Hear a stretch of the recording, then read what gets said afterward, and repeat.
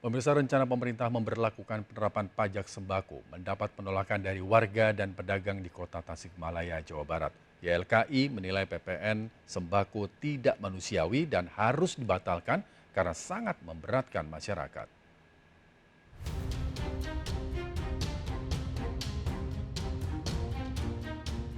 Wacana perluasan pajak pertambahan nilai PPN khususnya sembako meresahkan warga dan pedagang di Pasar Induk Cikurubuk, Kota Tasikmalaya, Jawa Barat. Warga dan pedagang berpendapat pajak PPN akan membuat harga-harga sembako menjadi semakin mahal. Terlebih di saat kondisi ekonomi sedang sulit di masa pandemi ini. Kalau pajak itu menurut saya harusnya ke perusahaan-perusahaan besar, PT, CP. Kalau kita kan ini kayak perusahaan yang kecil dan ngambil keuntungannya juga sedikit, Bang, nggak banyak.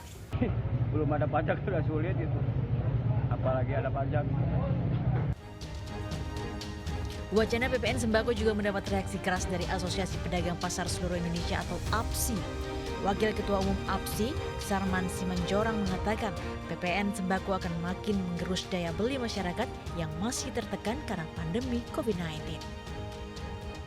PPN sembako akan menjadi alasan bagi buruh untuk meminta kenaikan UMP yang akan semakin membuat iklim usaha tidak stabil.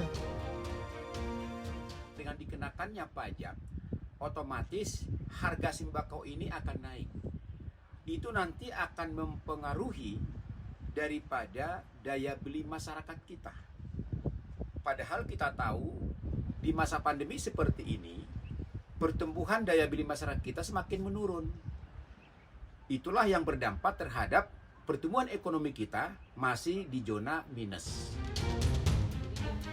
Reaksi keras PPN sembako juga disuarakan Yayasan Lembaga Konsumen Indonesia. YLKI menilai PPN sembako tidak manusiawi dan harus dibatalkan karena sangat memberatkan masyarakat menengah ke bawah.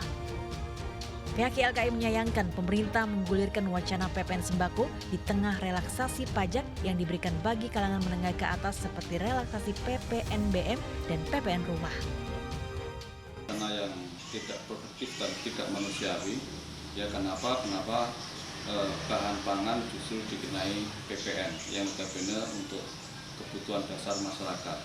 Jadi terlepas pandemi atau tidak, ini secara ideologis sebuah kebijakan yang tidak layak dilanjutkan dan kita minta untuk dibatalkan wacana itu. Jadi nggak perlu ada kebijakan untuk kebutuhan pangan terkait dengan PPN karena jelas sangat tidak berpihak pada kepentingan masyarakat. YLKI menilai seharusnya pemerintah mencari alternatif lain dalam mengejar pendapatan negara, misalnya dengan menaikkan cukai rokok. Tim Liputan iNews melaporkan.